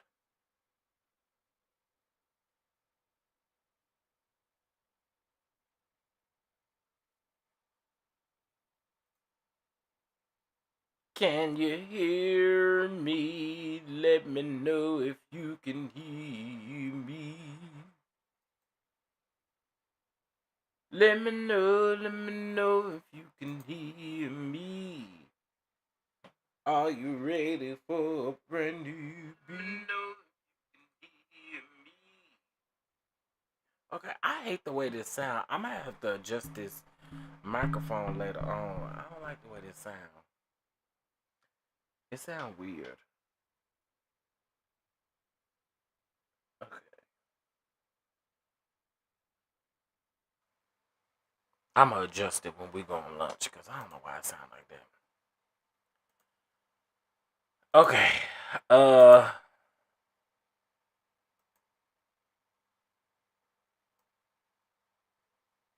Y'all give me a minute. My something then went down. Okay, let's just close the window. Yes. All right, give me 2 seconds, y'all. Okay, there we go. I restored it.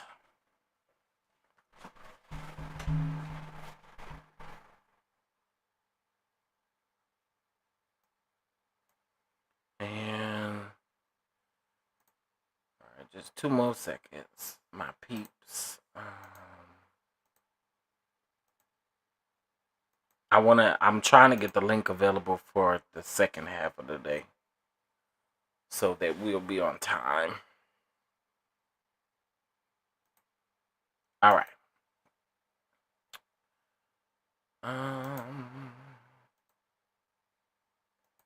All my life, I pray for someone like you. I thank God that I finally found you. All my life. Okay, I can't see my screen to know. Shoot.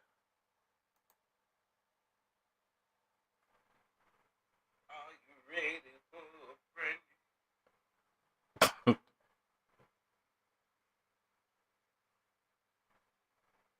Okay, I guess y'all can see what I can see. I ain't gonna cancel it. We'll just leave it there. Okay. Let's scroll down, down, down, down, down.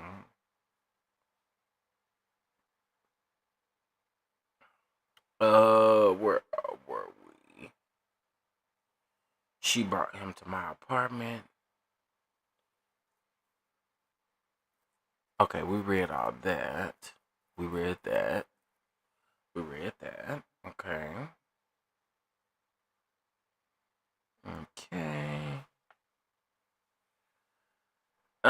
Sorry, y'all. I had lost my place.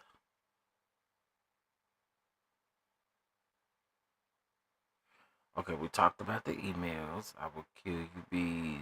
Okay, we talked about that. D-Rock was there, just double. Okay, we talked about that. Harv Pierre, objection. We talked about that. I think we were here. Aside from the settlement agreement, do you have any other little... Okay, I read that too. Who did you have to get approvals? Okay, I think we were around right here. All right. Did you go back to work for him in 2016? No one else would hire me. Cassie had a new record label with Epic. Who did you have to get approvals from? Sean Combs. Cassie was taking more rugs. She was still dating Mr. Combs. Yes. In December of 2023, why did you retain? Okay, read that. Overruled. Chief of Staff. Break. Okay, read that. They're back. Here we go. Judge, Miss Clark, you are still under oath. We met in April of 2024. This is Mr. Unglafio, which is Diddy's attorney. We met in April of 2024. You had a lawyer, Brian Friedman. Capricorn Clark says, yes. You wanted to come back to work for Mr. Combs, right? We discussed it, yes. You saw Miss Garregos taking notes, yes. You said that you didn't think that Cassie was good for Mr. Combs. Why? I just thought they were toxic. Tell me about when you were in New York.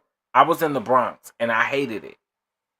It was 2002 and I met Janet, then Mr. Combs. And in 2001 was the World Trade Center thing. Then I met Mr. Combs. He wasn't doing rugs, right? He did ecstasy in a daddy house, but it got worse. Yeah, it did. You authorized Mr. Freeman to seek a job for you, right? It was a very it was lawyer to lawyer, procedural, lawyer to lawyer. But you were told that you couldn't have been given a job in the middle of this investigation, right? I don't remember that. Read this and let me know when you're done. Do you remember saying that you had the biggest crush on him? Objection 403. Mr. Inglafio, state of mind. It's being offered for the truth. We had a stip on this. Sidebar. Child. Y'all. Not they trying to say she said she had a big crush on him, girl. Oh, and then they naming some more names, child. They're back. You called him Chalk for chocolate, right? I did. You started with Def Jam, Run DMC, right? I didn't go back that far. I'm more Foxy Brown, Redline, Jay-Z. So, how did you come to work for Mr. Combs? I put my resume on Monster after the World Trade Center thing. He said that you'd work for me with a question mark. I was like, maybe. He was acting on Broadway in Raisin in the Sun. I was impressed. He had a major part. He was a star. Oh, child. Then I showed up. Then I shadowed him on the Vote or Die campaign. My job was to get the t-shirts on the celebrities and into the photo shoots. I'd call them and say Puff wanted them to come. And they came. They did. How long before the jewelry missing thing? It was about 4 months. On the 4th of July, he threw a white party at his home in the Hamptons that year with White or Die. With Vote or Die. When did the jewels missing thing happen? After July the 4th. The jewels were still on loan from Jacob the jeweler, right? Who else got to take a lie detector test? Might be his stylist. He too had gone to the street level of 1440 for to be questioned. The lie detector test was the next day. You never told HR? No. I got fired for 3 weeks. How did you get unfired? I went to work on his 35th birthday at I don't know how to say that hotel name. to do the celebrity list. I came back. So from 2004 to 2006, not all, as a personal assistant, then a liaison. I was making about 65,000 for Combs, then $90 at Jive. I don't know if they meant 90,000 or 90. I don't know what they meant there. Again, I'm just going based off what's been typed up. And y'all, sometimes they slip up on spellings of words and different words because they are trying to type this stuff quick. So Capricorn Clark says, I was making 65,000 for Combs and then 90 at Jive. Combs in Glafia, why did you come back to Combs? I had gotten top records for R. Kelly. Mr. Combs said that he was impressed and said that he asked me to come back for Sean John for the women. All right.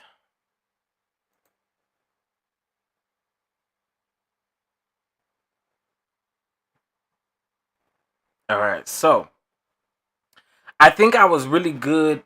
I think I was a really good employee for him. He told you that you were awesome, right?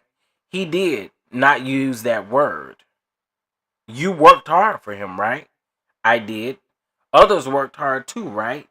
Not as hard as me. I had I had learned a lot from Mr. Combs. And she's almost crying. He broke the glass ceiling for us black people in the business world. Do you need a minute?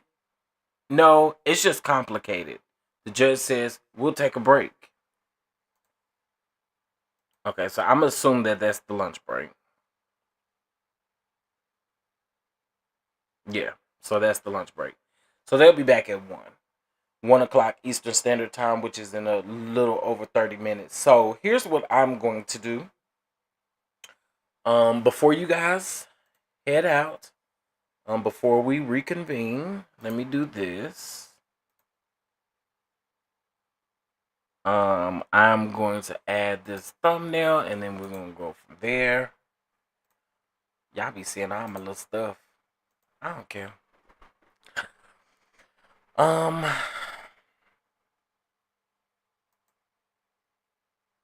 so let us.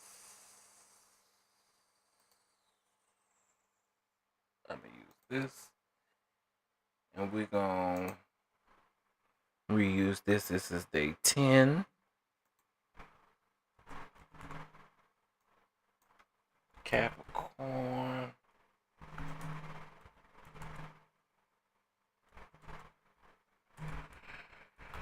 What do y'all think thus far?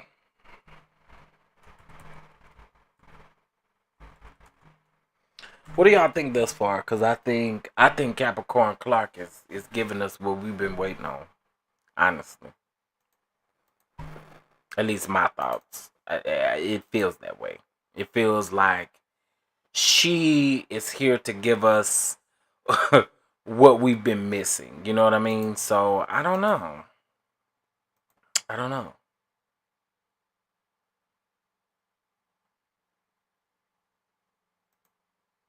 I don't know.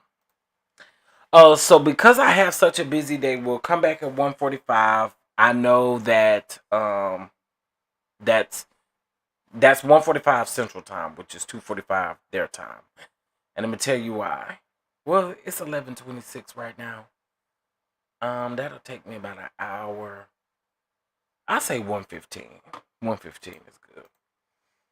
So around 1:15 we'll come back. We'll do our second half of the day. We'll recap a bit of what she has testified to thus far, and then we will come back for this evening, and we'll reconvene with that one. So give me 1 second. Let me put this in the chat for you guys. I really got so much to do though, for real, because y'all, not only am I doing this, it didn't paste it. Okay, hold on, y'all. not only am I doing this, but I also have to do my housewife review. Not only do I have to do my housewives review, but I have to oh shoot, that wasn't the right one. I have to we gotta talk politics on the backup channel or the second channel. Child, your boy is busy today. Okay. So here is our here is the link to this afternoon's live. Okay? So y'all make sure you come on over. And like I said, I got so many things to do today for sure. But I will see you guys back then. I'm actually gonna go for another walk on my lunch break, which is why I'm kind of taking so long, because I want to shower and then get ready for y'all. So listen, y'all gonna come back? Y'all coming back? Y'all coming back? Don't ditch me, okay? Don't be trying to ditch me. Because I got a feeling that that's what some of y'all trying to do. Y'all trying to ditch me. So click that link. Click the link. Click the link. And put notify me. Get notified. Okay? Alright, we'll be back. We'll be back. I appreciate y'all for tuning in. Thank you guys so much for those who have contributed to the super chat goal.